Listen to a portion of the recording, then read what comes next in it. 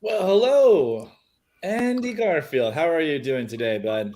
I'm doing good. I'm very chill now with that super relaxing water park footage. Hey, Heidi. Hey, Oh, Teddy. hey, Teddy, Hey, Heidi, very nice to see you guys. hello, the internet. You What know, a uh, you know, sorry. uh, despite what you may think, we are talking about Martin Aquatic, and hear from Martin Aquatic, our guest Matt Kent, to talk about business development. But first, the news. First, the news. Yeah, we're really excited to talk about business development. Uh, Dateline, Nintendo Land USA, or Nintendo World has opened.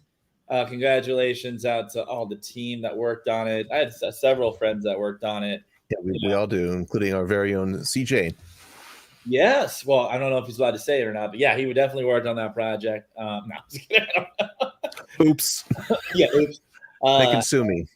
one thing that's fun is that Andy and I we actually went to a soft opening, a technical rehearsal. Oh, I don't know what 4 weeks ago, maybe 3 weeks ago. Yeah, about 3 weeks ago.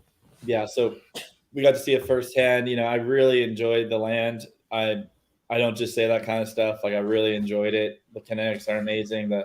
Yeah, we wouldn't talk about it if we didn't like it.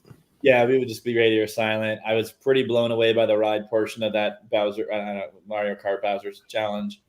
I really wish we would on it again. I kind of kick myself. I'm gonna have to wait till it comes to Orlando, I guess. Which is you'll be out here. You'll be out here before like 2025. Yeah, 2020. Yeah, the Epic Universe. But really, congratulations to the team. It was really fun. I mean, I'll just say the AR is really quite incredible. And the critique. I try to avoid all spoilers and even critiques. I know there was a lot of buzz around. Hey, this isn't fast. Was not needed for me. They really pull off a really incredible experience. So really excited to see like the next evolution of interactivity. I was really cool to see that well blended in there. So excited to see that, and congratulations, toast to the team. Absolutely, yeah. I really enjoyed it. I had a great time. I loved all the little mini games throughout the land as well. We had a lot of fun with those, like with the Piranha Plant and the Big Boss level, and also the food was really good. We sampled quite a bit of the food, wide variety. I know that now they have the mushroom soup since we've been there. I would have had that for sure. I love the mushroom soup. There was comedy ensued as Michael Libby, friend of the show and friend of ours, tried to order. He wanted like a burger with no lettuce. I don't even know what it was. It was no Thousand Island dressing, I think it was, or whatever it was, no special sauce. And it took 3 tries, and he got probably the freshest burger anyone's ever going to eat at Nintendo World. Yeah, I mean, every time they take a delivered by the chef himself. I'll eat that burger. I'll take that burger. We don't need to give that away. But unfortunately, nope, they just ran in the trash. And then also, Tron is in previews, special previews. Yeah. Have you been on it? Did you go on it? You went on it, right? I've been on Tron. Yeah, I have. And you went on it in Shanghai, right? Yes, that's correct. Yeah, there was a lot of buzz about the. I was just worried I was gonna be able to fit on it, but nah, if it fit, the height was pretty restrictive for me, but my calves were fine. There was a lot of I had to tweet that kind of went viral because I was like, hey, I fit on this. Here's my measurements. Those massive tree trunks. Yeah, I felt like I was like writing a dating profile. I'm 6'5", 300 pounds, and long walks in the rain. But no, I really, I know you've been on it. It's been open for many years in Shanghai. I love Tron. I love Daft Punk. It's quite a thrill. I really enjoyed it, and I look forward to going again soon. I think it's a great ride. I'm sure it's basically the same in Florida, but I thought it was great. It was one of my top 3 rides at Shanghai. Yeah. It's to me. I mean, spoilers if anybody can listen. It's just like it's very efficient. It's very fun. It's just nonstop packs a punch, and I enjoy myself. I think the 3rd time my back was starting to give out. I'm like, okay, that's good. Definitely recommend riding at night. That's the way to go. Yeah, no, I totally agree with that. But congratulations, and I know that they're also doing quite a lot of previews. Pardon, Steve. Excuse me. They're doing a lot of previews. Started with cast members, WDI, and vendors, and it's just really cool. It's the coolest looking coaster I've ever seen. So I'm not sure if you've had that experience, but just beautiful at night. The lighting package is amazing. So excited for that to be in our yard. I mean, it's Magic Kingdom's not a park people go to that often, but now that I got like a 10-month-old, I'm going to be going there a lot. And very true. Looking forward to riding that. It's really cool. Other theme park news. I think we already talked about Texas opening up. That was a few weeks ago. Yeah, we did in Vegas. Yeah, for Universal. Disney did have their earnings call where they, the parks are doing gangbusters, but there were layoffs and they were going to be affecting the parks division, not affecting frontline staff. Not sure what that's. Who knows? Who knows what that's going to affect and how? But obviously, our condolences go out to anybody affected by that. So far, I don't know anybody who's been affected. So fingers crossed. Yeah, I heard something on LinkedIn about like recruiters being laid off, but I have no idea. I mean, it's weird. You go on the website. There's a ton of jobs on the website. Even for it's the most amount of jobs I've ever seen for Imagineering on at one time. It's like 60 jobs. Yeah. Nothing I can do, but for some, there are jobs on there. No music jobs, unfortunately. Yeah, no music jobs, and there's a lot of Universal creative jobs online, and it's just great to see a lot of action. And we were reminded the announcement for some sort of avatar experience for Disneyland Resort as well. And I'm super pessimistic about that. I'm just assuming they're just going to jam some of those Singapore figures into whatever's left of Launch Bay. Yeah, there's speculation. Also, I've heard of it being at stage 17. And I don't know. I mean, or that. I don't know. I mean, that would be a cool experience to see the animatronics in there. I mean, they are cool looking. That City Neon or Animax is, or I don't know if that's public. Probably not. Whatever. They did him. And it'd be cool to see that. But obviously, when you say an avatar experience and you're on your earnings call, you're hoping it's more of a actual attraction. So. I don't think they're just suddenly going to build Pandora, though. No, that's tough. I mean, and other kind of news was they want to focus on franchises. They're not into doing a bunch of release schedules. I said it on Twitter. I'll say it again. Anybody in earshot, we need to go back to the 90s where they would do a parade for every movie in the parks. Yep. Huge marketing blitz. I don't even know what movies are out these days, but if you do it in the park, I mean, tens of millions. That was an underrated tweet. I really was like, yeah, man, that would be so great. Yeah, I thought I was a genius. Just go back to my childhood. That's all we need. You know, the what's the parade? Not Sensational. The other one, the new parade at Disneyland Resort is coming back. Yeah, Michael. the new old parade, the parade from 2020 that only ran for like 3 days, is coming back on Saturday. What was it called again? I don't know. I can't remember. Anyway, Magic Happens. That's right. And it's coming back on this Saturday when we are expecting over 3 inches of rain here in Los Angeles. So expect the rainy day. That parade can't catch a break. Yeah, no, absolutely. Well, I'd love to bring on our guest. Really needs no introduction.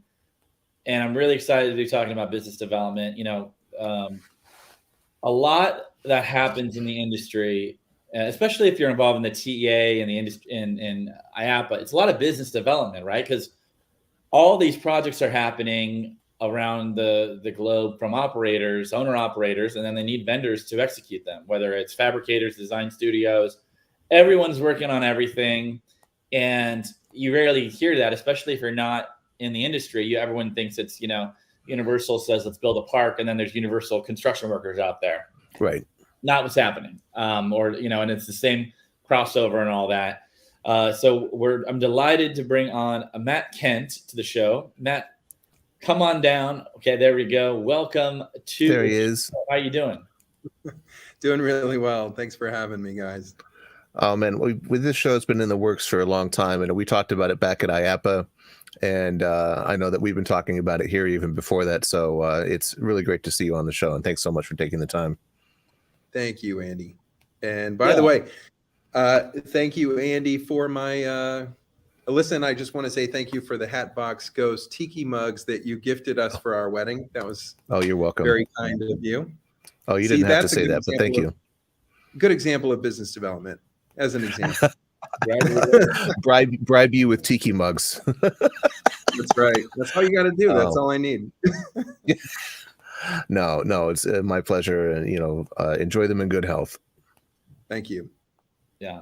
So, let's just start off by giving yourself a little intro, background on you for those that do not know who've been living in a box. I don't know anyone who doesn't know you. Does anyone not know you? Yeah. Comment if you don't know Matt. Oh, geez. Yeah, and then we can talk about the company that you're working for.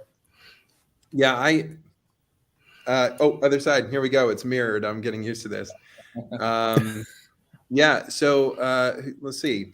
So I started in this industry in 2008, and I was fortunate enough to get involved in the Harry Potter project. Before that, I was working at Skywalker Sound as a kind of a sound editor, and in 2008 came to Orlando, and I had been used to being a part of storytelling in a 2D environment, kind of sitting in the sound stage around other sound designers. It's a very quiet environment in that regard. But when I came to Orlando and I got involved in the audiovisual design integration through Technomedia at that time, it was just storytelling on a whole other level. And I never went back. I started to understand very quickly just, how the process worked, because I was, with my blueprints and my hard hat and my, steel-toed boots walking around on a job site at Universal back before Hogsmeade existed. It was just nothing but dirt, plywood, planks, everywhere. And all the trades were out there, as PCL and so many others that brought that to life. And I just kind of realized this was storytelling in the fourth dimension. It was just, it was incredible. And so seeing that all get built and being a part of that was so intriguing to me that I couldn't see going back to sitting in a cold, dark computer room or in a theater, for the rest of my days. No offense, Andy. But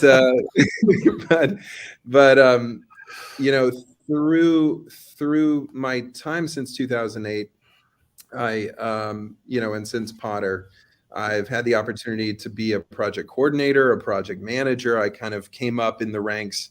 And in 2011, my old boss, Dave Mock, who's still a very good friend and someone who believed in me, very early on, saw that I was great at, storytelling and relationship building and relationship management. And so he sort of came to me, and I was a project manager at Oceaneering, and he came to me and he said, "Hey, you're pretty good at, being a PM, but you're great at, working with people. And we really need that right now." And so I had this opportunity to help Oceaneering realize its brand story and tell its brand story and, find a way to make Oceaneering relevant and really kick down doors to a new client base. At the time, and I probably can't say too much about the specifics, but they had one major client at that time, and they needed to just get access and relate to these other clients that were in the industry. So fortunately, the TEA was very active, still is very active here in Orlando. I started going to the mixers and networking events, to the out of town events, and I got to know everybody. And it was a very slow, what felt like a very slow process when you're the new kid in the room, to get sort of work the room, shake hands, wear the name tag, and just constantly try to understand who's who in the room, who's who in the zoo, as I like to say. And finding ways to collaborate together, to really listen and that kind of thing. And it just came so easily. I was so enthusiastic. I still am, about this. This is what I get to do day in and day out. And you mentioned, Andy, you asked me if there's anybody that doesn't know me or anyone I don't know, and the answer is yes. Lots of people. I'm meeting new people every day, but that's kind of the job. And so we'll talk more about that. But I've been fortunate to see this industry from different perspectives, because I've worked for audiovisual design integrators.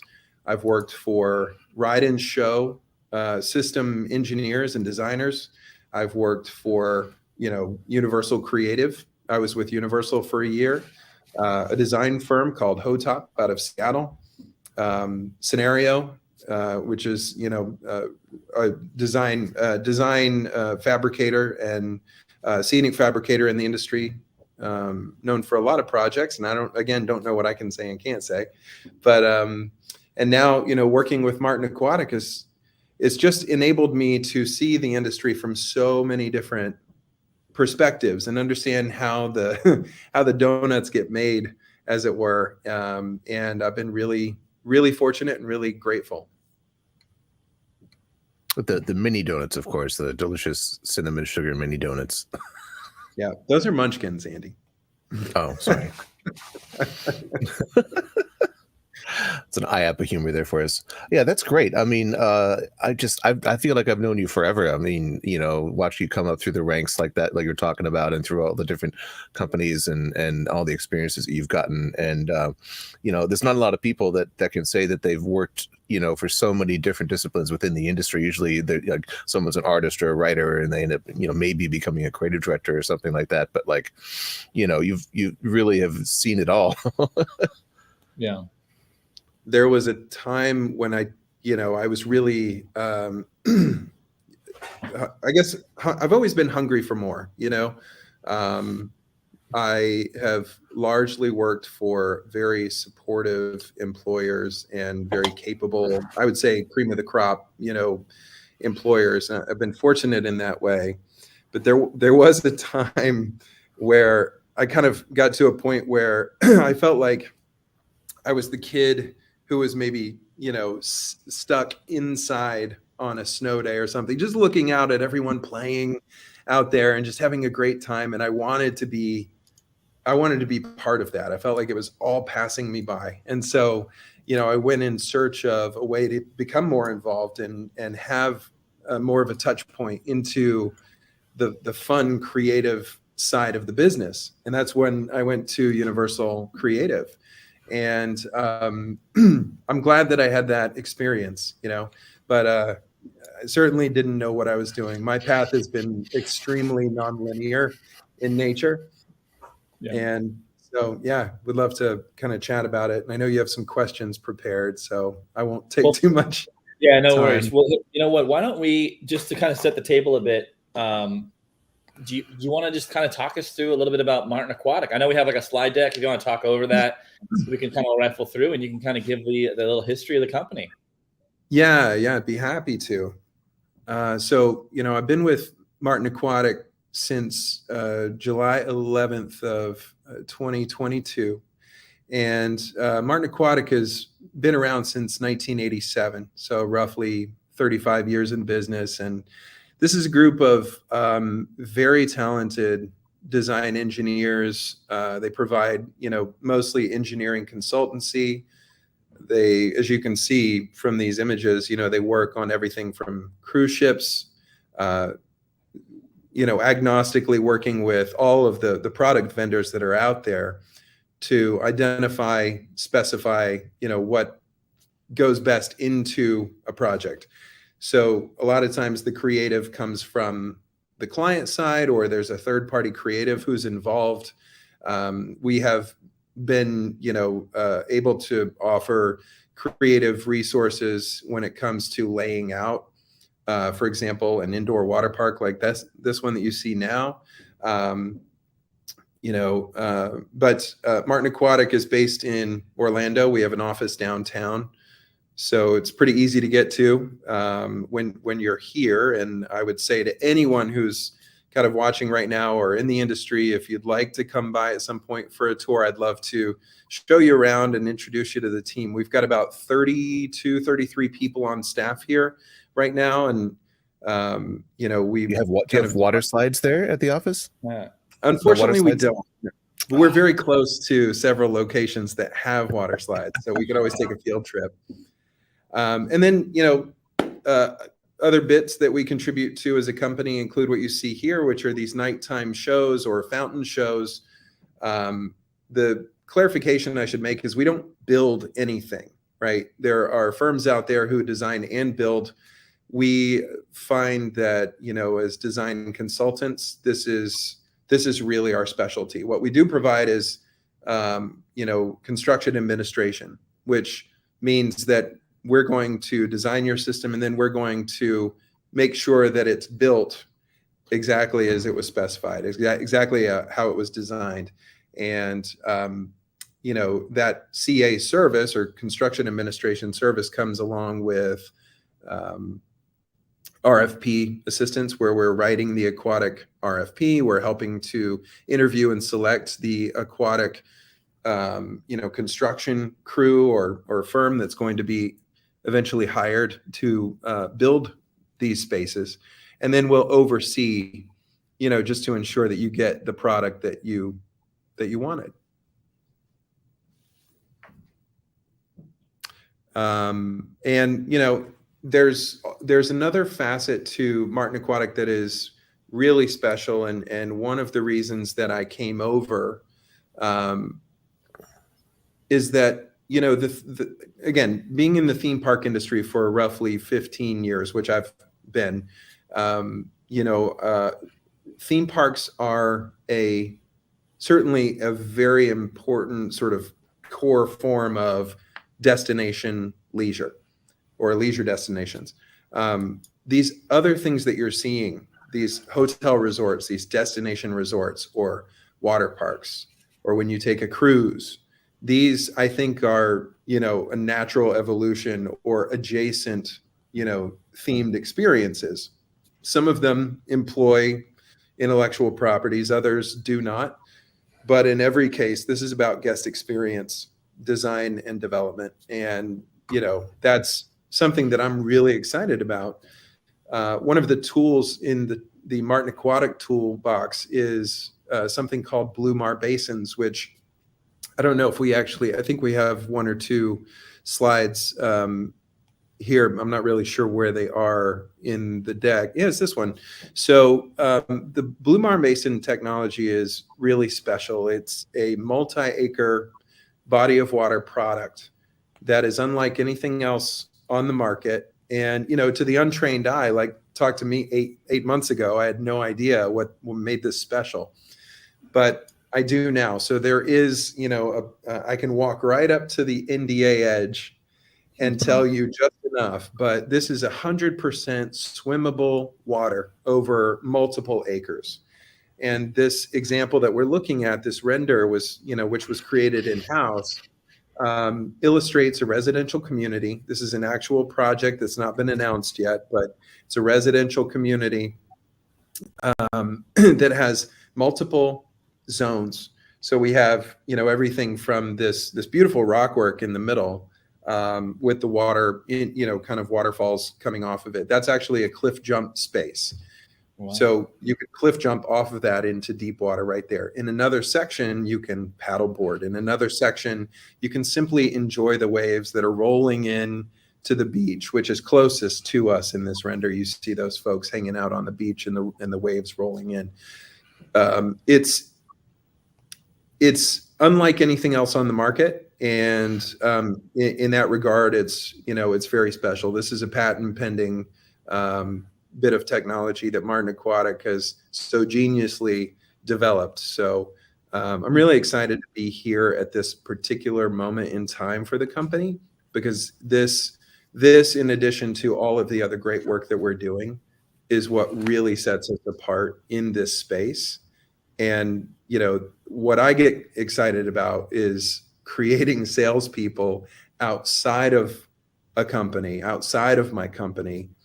And, I think the best way to do that is with great product, and with a great brand story. So, yeah, thanks for the opportunity to talk about Martin Aquatic. Yeah, no, it's great. Well, yeah, I mean, that dovetails into the topic of today's show is business development, creating salespeople outside of your own structure, and I feel like, for a lot of people in the industry, independent contractors and people with small operations like myself, it's like, you want, your past clients to be your future salespeople, essentially. So Absolutely. Let's start talking about that. And then, like, what does business development mean to you? I know it's very complicated. Yeah, no, I mean, since you've asked me to be part of the show, and thanks again for the opportunity. Leading into this, I've heard from various business development experts in the field, and friends. These are friends of mine. These are colleagues of mine, and I don't have any kind of secret sauce, to be honest with you. I think that a lot of what we all do is, a mixture of inherent skill and, who we think we are. But ultimately, the market defined me. I was going in a completely different direction, and I kept hearing over and over and over, dude, you should be in sales. And, so business development, I think, first of all, we all have our own brand of business development. Even those of us who don't have it on our business card, right? We all have our own brand of it. And business development is, it really, I think at the end of the day, it comes down to, how you present yourself, how you present the company that you represent. I think it's being open and, being willing to develop relationships, kind of, for someone who's got the title, you need an inherent comfortability, almost, being on stage or walking into a room, whether you're going to present or whether you're walking into a conference and you don't know anybody, or maybe you know 3 people, but you can't just hang out with them the whole time, because then you're not doing your job. And that is a real scenario that I've been up against for years, where, it's the themed entertainment industry in particular is a very small bird bath, and we may not know everyone, right? But we know maybe 90%. And then you have your maybe 20% that you're really sort of tight with. And the tendency, we see this a lot and kind of preach it a lot in the TEA. I'm on the Eastern board now, and in talking to the board members, whenever mixers take place, the tendency is to hang out with the people you know. But what you have to push yourself to do a lot of times is just get out there, have a goal of meeting 2 or 3 people that you didn't know before, find out something about them, connect on LinkedIn with the intent to one day maybe work together, But I think business development is not about sales. It's not about the transactional nature of a sale. I'm going to caveat that and say you always have to be, asking for the sale. But business development is really relationship development. And, thinking about how your needs can coincide with their needs, how their company's needs and your company's needs can sort of meet.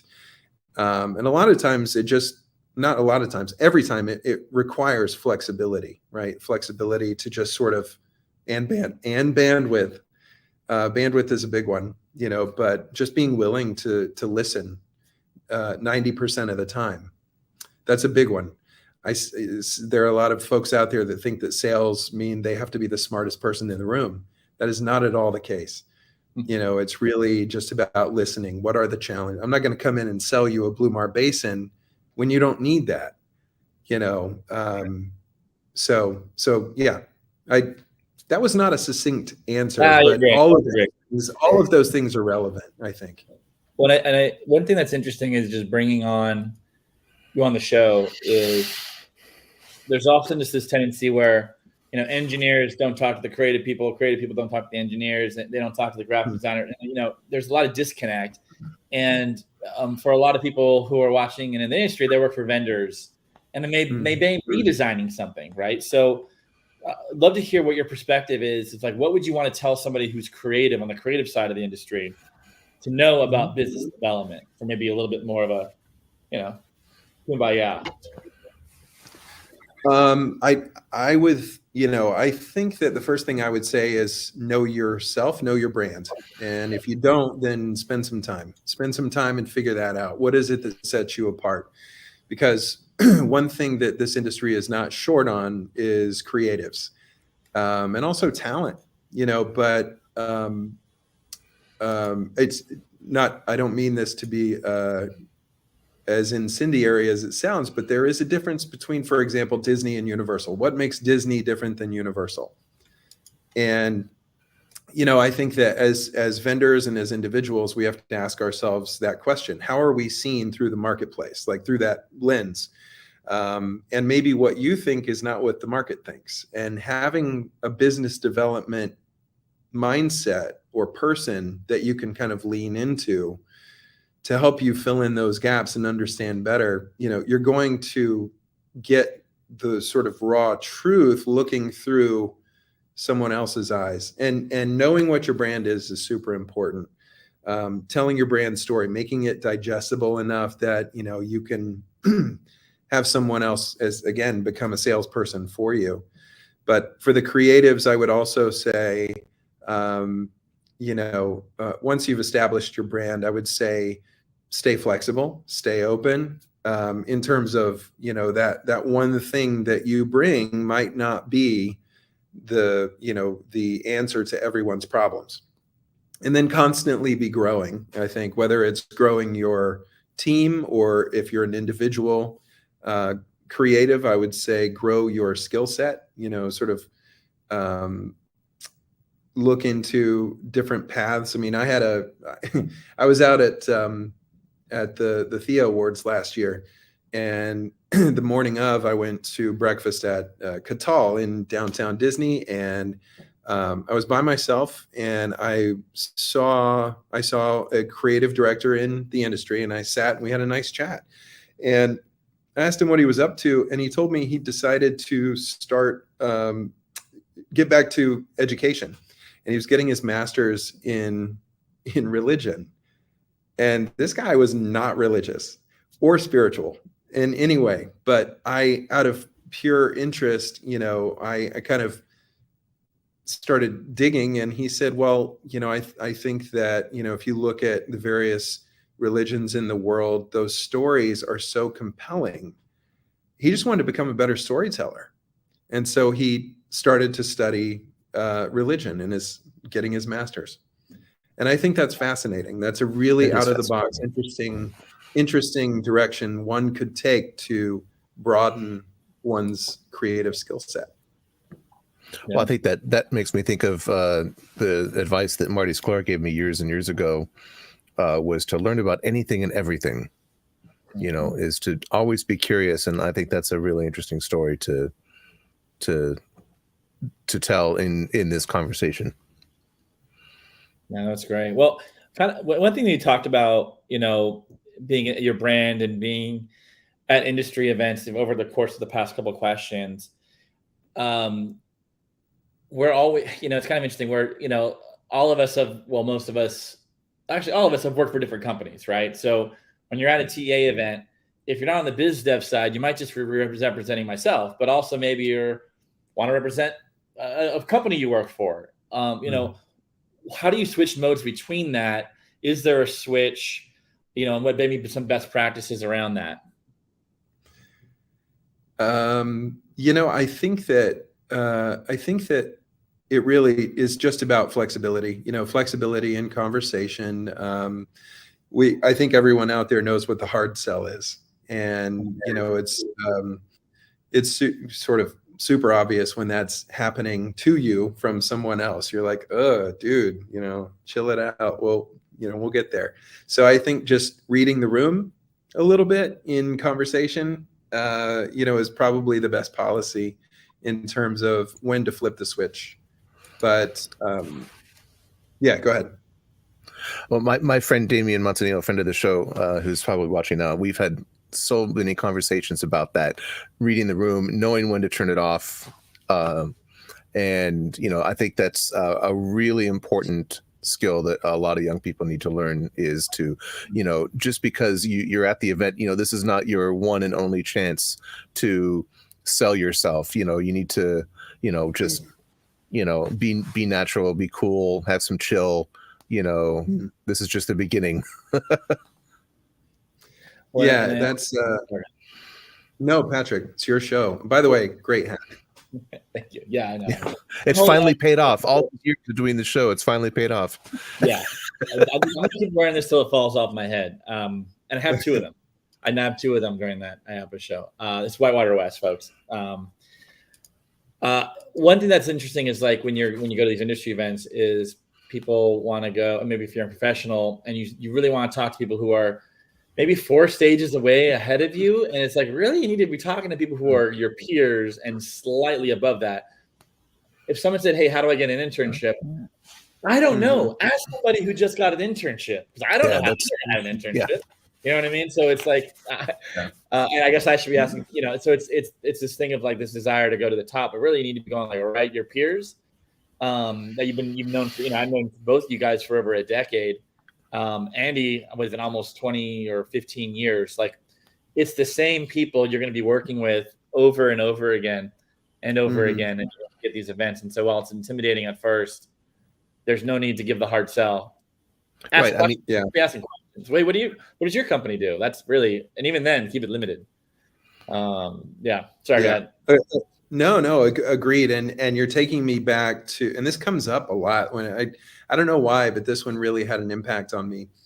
But again, when I first started going to the TEA events, and we all feel those butterflies, when you're walking into the mixer and you don't know anybody, or you don't see anyone that you do know.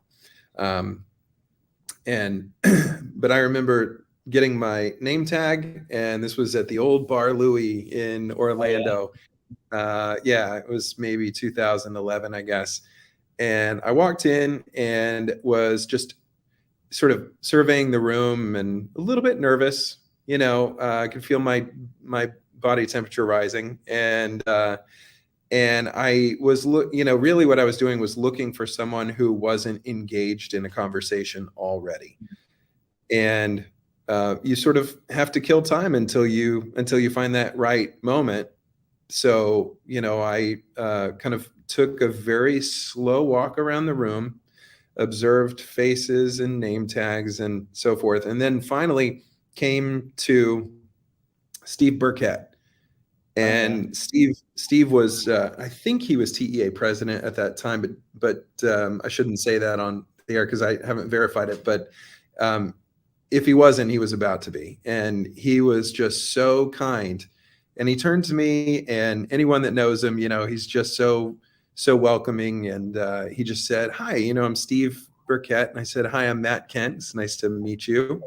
"Well, what do you do, Matt?" And we got into the conversation about I worked for Oceaneering and so forth. And he told me about his company, which I had never heard of, Burkett Engineering, before that moment. And, you know, then from that moment, Steve was my guy. He was like my anchor. You know, I can't say that Steve and I got particularly close, but it was just, I knew who he was. He was my first, you know, the first person I met. So at all future events, I'd walk up to Steve, say, "Hi, Steve, I'm Matt Kent. We talked at the last." "Oh yeah. Hey, how are you?" Until eventually, and I did this like 3 or 4 times. "Hi, Steve, I'm Matt Kent." You know, and one time he was like, "I know who you are." And that moment of "I know who you are" is when you get to start talking, you know, is when you sort of get to start representing your agenda. And I use agenda in a loose form, you know, but it is a very slow and intentional process to get to know people, and you have to go at their speed, you know. So if I were to have gone up to Steve and said, "Hey, I'm Matt Kent. I'm in business development for Oceaneering, and I want to talk to you about ride systems and why you need one." Like, let's find the right system for you. Right. You know, that's just not the right approach. It was more about, you know, we were talking about where we were from and, you know, how did we get into the industry and things like that. And think of, you're there to make friends, I think, is the mentality. And business always follows. Like, business will come. But when you have a genuine interest in what makes people tick, not only what they do or what their titles are, or, you know, I want to talk to that person because they're a top person at Disney or whatever it is. It's more, you know, I wish we could just ditch the name tags and just look each other in the eye and go, "I'm a human, you're a human, you know, what are you into? Like, let's just hang out and talk." And I feel like that approach just goes so much further, especially in the early days. So, yeah, well, it's kind of, so I got a lot of thoughts. Like, I don't want to say like even me, I walk into a TA event and I'm intimidated. Like, oh, I don't know. And it's like, I know half, like, I know people, but I'm still nervous. It's just this weird thing. I don't know how to explain it. So even if you're a young professional or a student, we're all humans. We're all animals. You know, we're nervous. Who knows where it's the unknown. Even though I know people are going to be there that I know. Anyways, it's so weird. Matt, I think your advice is great. You know, I do the same thing. I look around the room, do a slow walk, you know, and then find the people that aren't engaged, especially people I don't know, I've never seen before. And, you know, like, you know, I'm very curious, like, okay, what's your story? Why are you here? And why, you know, tell me your story. Yeah. And eventually it comes back around. And it is so it's almost overwhelming when people seek you out.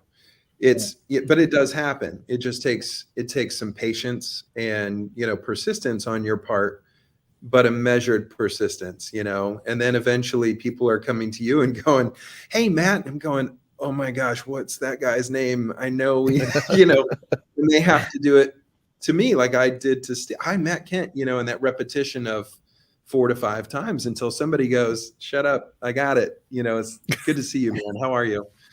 I like to give this pro tip out because there was somebody, I presume nobody knew who I was. And I was very young, and I just said, "Oh, it's good to meet you." And the guy's like, "I've met you before, man." And he was kind of like shitty about it. And so from then on, I just said, "It's good to see you," to anybody at any point in time that I'm talking to, because it's good to see you either way. I do the same thing. It's good. It's a hack. for sure. Yeah, it's good to see you. And then, people love talking about themselves, right? Like I highly recommend How to Win Friends and Influence People. You should read that book if you're trying to network and get people on your side. Now, really going back to, you said earlier, people kind of told you, hey, you're a business development guy. And then now you're a business development guy. How did you actually get into it? Is there an origin story, of how it happened and all went down? I wish that I had something really cool to say, about that. But, I mean, to me, it is cool. It is cool to, and that's why I think earlier on when I said, that it's part inherent, like inherent quality, and then it's also kind of who you think you are and what you train yourself to be.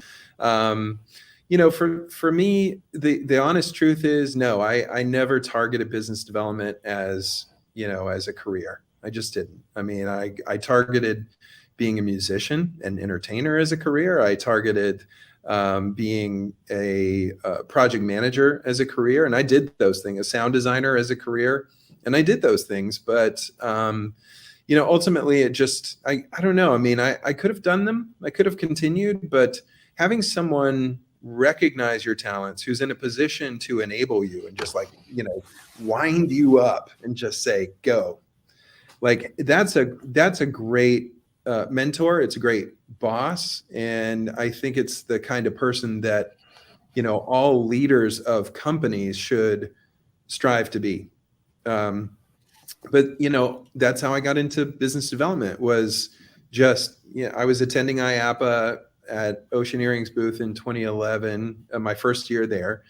And I remember, wearing my khakis and my Oceaneering polo with the rest of them and walking around our booth and just looking at the booth going, this doesn't tell the Oceaneering story. There's nothing on here about theme parks. There's, to be honest, it was like, Oceaneering is a huge company, Oceaneering International Incorporated, and they're based in Louisiana, but they have, at the time, I don't know what it is now, but they had offices in 26 countries and 58 total locations. And the images that were on this booth at IAPA, the International Association of Amusement Parks and Attractions trade show, were these images of like ROVs, submersible remotely operated vehicles, like the ones you see in Titanic or on National Geographic or the Discovery Channel. And I had a guy come up to me, and I wish I could remember who he was because I'm sure I know him. But he came up to me and he said, "So I don't get it. What do you guys do in theme parks exactly?" And he's looking at the same thing I'm looking at, and I'm like, "I don't know." This doesn't tell the story. So I just kind of went to Dave and the guys that were there, and I was like, can we redesign the booth for next year? And it was that initial, like, we got to do better. Like, we're better than this. There's a story here that we can tell, and we're going to find out what it is, and we're going to develop it, and we're going to make it right and digestible and repeatable. And we're going to come back here and we're going to nail this thing. And that's exactly what happened. But it was that initiative and that passion and like vigor around just getting it right. Dave was like, "Yep, you're doing this." Yeah, I love that story, by the way. Just what do you guys do? I don't even know. I love that. something underwater. I mean, you tell me. Right. Well, and Oceaneering's gone on to build some of the the most elaborate and successful and interesting, complicated attractions. So it's great to see that. That's gone. I mean, and that's the part of the story I haven't told, which is, and very briefly, so this is the brand story. It's not the one that's on the website, but this is the one conversationally that really got people to relate to Oceaneering, which is, it's been a while since I've done this, but in 1989, when Universal Orlando opened, the Jaws attraction promptly stopped working. The Jaws sharks had been engineered and developed by Hollywood robotics people, And now this is a time before the internet. So when the attraction went down, they went into the yellow pages and kind of said, subsea engineering, and they found oceaneering. And, they made the phone call. Dave Mock and 5 other guys, SEAL Team 6, came to Orlando. They drained the attraction. They took apart all the sharks and, kind of said, okay, we got to redo this whole thing. And they re-engineered it, reinstalled it, recommissioned it, and it ran for 20 years. And that opportunity, even though they'd never done themed entertainment before, was the opportunity. Who better than subsea, engineers that understood the complexities of the harshest environment known to man, the ocean, and subsea environments, to come in and get this thing back on track. And so that was, how they got into the business, and promptly had so many other opportunities, because as once you get a project and you do well, that's a conversion of new business into an account. And they were asked to take a look at a lot of other things that maybe weren't working so well, and got involved in the development of new attractions and that sort of thing. So, it explains the bridge from what the 2011 booth said about ROVs and deep sea, engineering and oil rig maintenance and all these things that nobody cared about at IAAPA, to the theme park industry, and that was a lot of fun. It was super important. And from there, oceaneering, I was part of product development, and they, developed the Revolution trackless ride system, which won a THEA award for breakthrough technology, which had never been awarded before that time. And, oceaneering was on the tips of people's tongues all of a sudden. Before that, they were just sort of under the radar. And that's really great marketing. It's great business development. It's just kind of helping the world understand who you are and that you exist and you're the best at what you do. Yeah, everyone knows oceaneering now. No small thanks to you. Well, thank you. So just kind of love to talk about, and I'm going to kind of combine 2 questions. Tips to build a business relationship and how to maintain a business relationship. I live and die by my calendar, and I have my Moleskine notebook. I have my phone with my notes program. I have my calendar, and I use all of these things in some form or fashion to remind myself that you just get to a point of where bandwidth is an issue, and just staying organized is super important. So maintaining those relationships is key. And the best way to do that is to make the rounds. Similar to how a server in a restaurant makes the rounds, you make the rounds with your client. You check in, or your colleagues and your collaborators and your clients and your prospective clients. And, it's important just to kind of check in.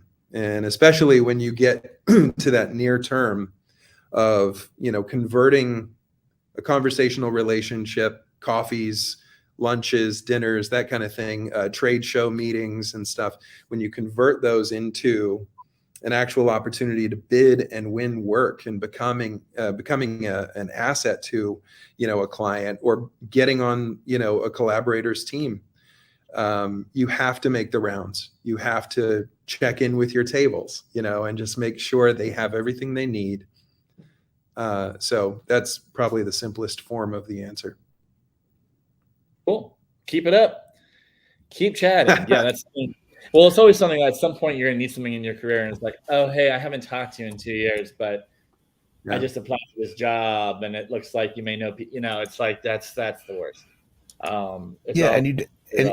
There's a fine line between being annoying and not being annoying with that kind of thing too, and then you still I think that, it comes back to the relationship thing. It's like, you also want to be the kind of person people want to talk to and be interesting. And Trevor says, be persistent without being annoying, because eventually when you start a project with these people, they're going to be talking to them like every day, multiple times a day, for a period of time. And I think Tom Hanks put it perfectly. Like when you're working on the movie, only 10% of the time you're actually shooting the movie. The rest of the 90% of the time he calls the hang. And if you can't hang, with your fellow actors and crew, then like the whole thing falls apart. And you get a sense of that none of these people, there's no chemistry. No one is getting along. And I think that translates to our industry as well. It's like you want to be the person that people want to have around on long-term projects. Absolutely. And on that note, you do get to a point after so many years where you're dependent upon, for that kind of thing, whether you're a member of an association or you're, a business development person. You have to start making decisions about, when you start to get double booked, triple booked and things like that. But making, fitting it into your schedule, making it a priority is a must. And it's challenging sometimes, even for me. I mean, I missed a TEA event last week, and it was a choice that I had to make, but it was in order to have one-on-one with an executive at a regional park, and I just kind of had to balance that out. So balance is a big part of the job. And sometimes those decisions are not made lightly or easily, because I feel like we all have FOMO when we can't get to these events. And I certainly had FOMO as I was sitting there trying to, like tune in at my meeting. I was like, I wonder what they're all doing.